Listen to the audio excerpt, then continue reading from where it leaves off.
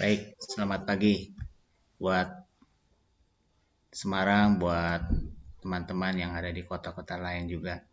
Pagi hari ini kita mau mempelajari uh, sesuatu yang saya mau cerita tentang Tuhan Yesus. Gitu. Selama ini kan kita diajarkan kita harus begini, kita harus bertekun, kita harus bersungguh-sungguh semuanya. Sekarang hari ini kita mau dengar firman Tuhan dari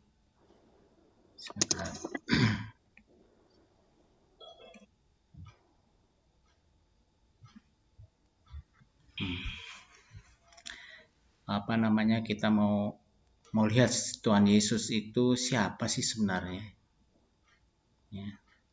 Hari ini judulnya adalah Yesus pembela atau pengacara, karena kalau di Alkitab tulisannya pembela, tapi kalau bahasa Inggrisnya advokat gitu atau pengacara. Gitu.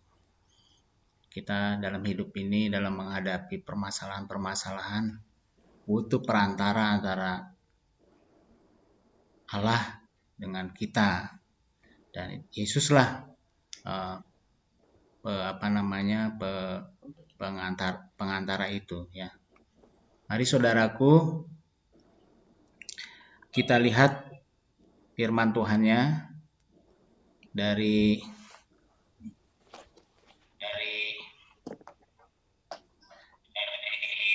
1 Yohanes 2, tapi saya ambil dari bahasa Indonesia sehari-hari ya.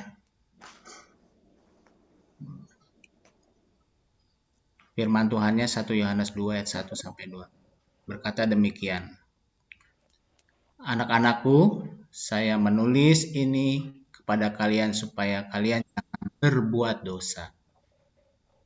Tetapi kalau ada yang berbuat dosa, maka ia mempunyai seorang pembela, yaitu Yesus Kristus yang adil itu.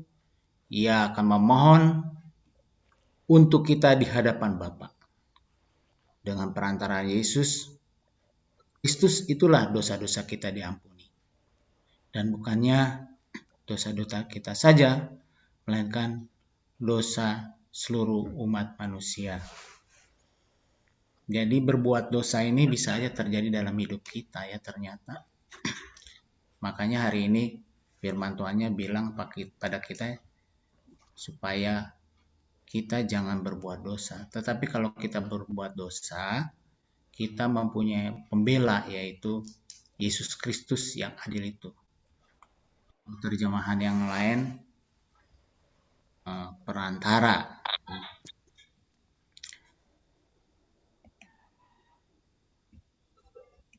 Saudaraku,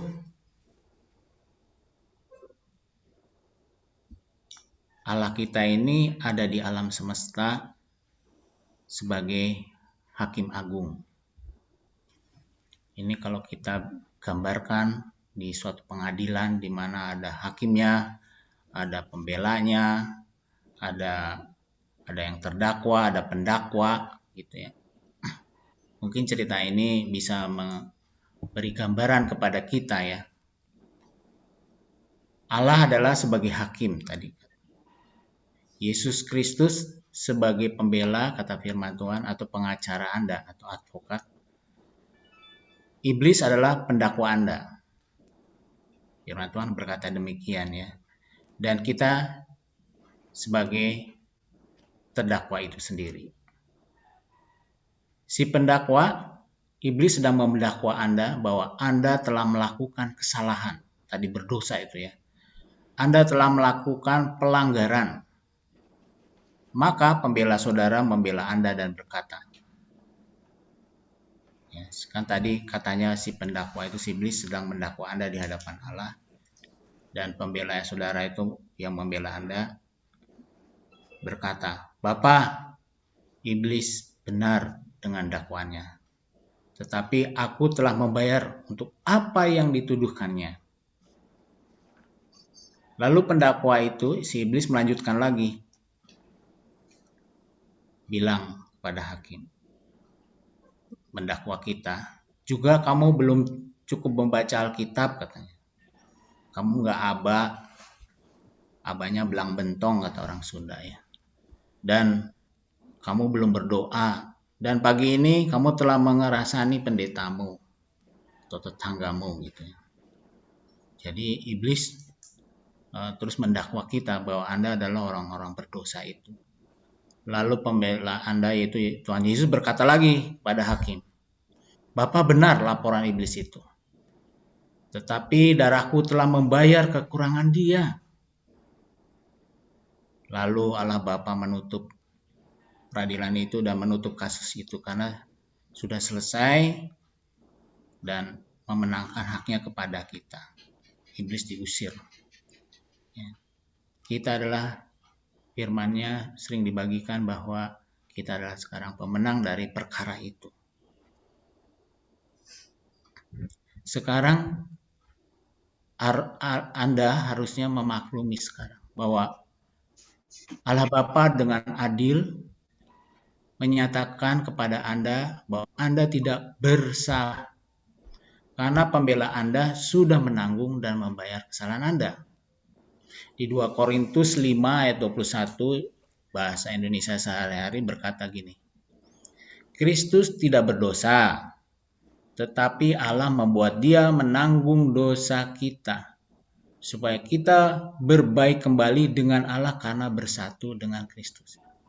Kita adalah orang-orang yang sangat berbahagia di muka bumi ini karena punya pembela yang sangat luar biasa, Yesus Kristus.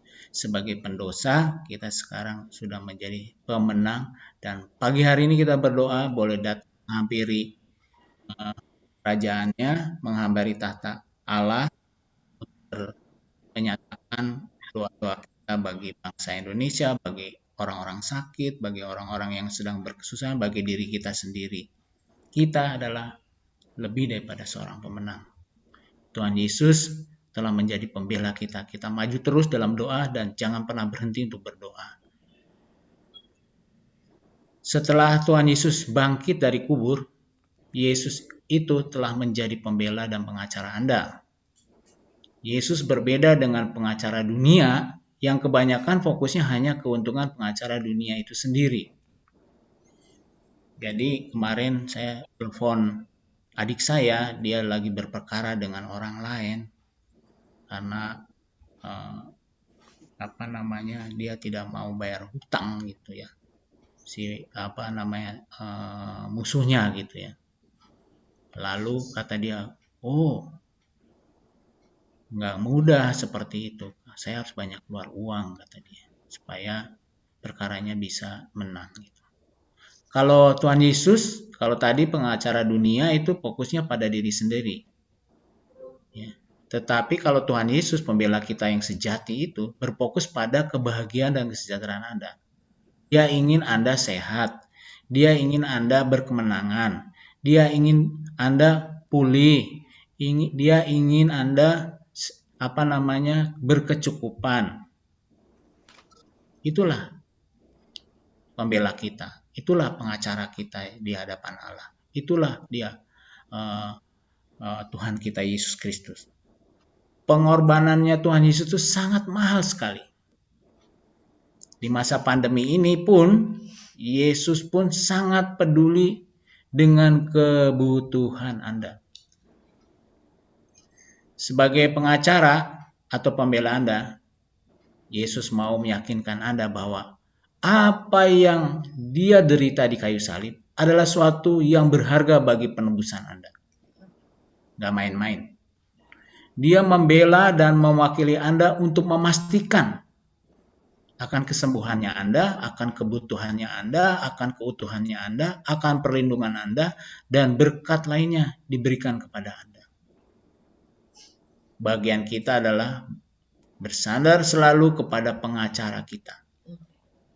100%. Kita bersandar kepada pembela kita, pada Tuhan Yesus setiap waktu.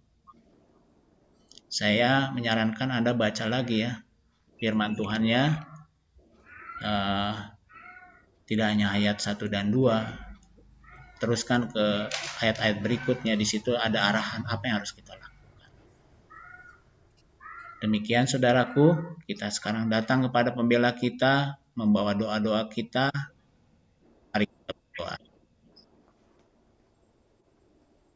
Tuhan Yesus, terima kasih untuk pagi hari ini.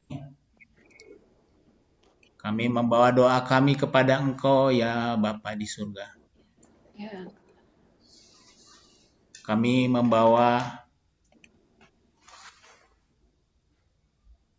semua permohonan kami kepada Engkau bagi bangsa dan negara kami. Kami merindukan kehadiran-Mu di dalam kehidupan kami. Amin. Di dalam kehidupan berbangsa dan bernegara. Ya. Kehidupan berjemaat. Kehidupan kami pribadi di rumah kami masing-masing. Dengarlah doa kami Tuhan, karena Engkaulah pembela kami. Engkaulah pengacara hidup kami. Engkaulah perantara antara Bapa dan kami. Terima kasih sekali untuk pengorbanan-Mu di kayu salib Tuhan. Terima kasih sekali Tuhan untuk belas kasihan-Mu atas jemaat-Mu di GKKD Semarang ini Tuhan. Dan teman-teman kami yang ada di desa-desa lain, dari kota-kota lain. Kami percaya Tuhan, pembelaan-Mu didengar oleh Bapa di surga. Ya, Tuhan. Karena kami tahu Bapa, karena kami tahu Tuhan Yesus, pada waktu Allah mendengar doa kami, Allah Bapa memandang Yesus Kristus yang sudah selesai menyelesaikan tugasnya untuk menebus dosa-dosa kami.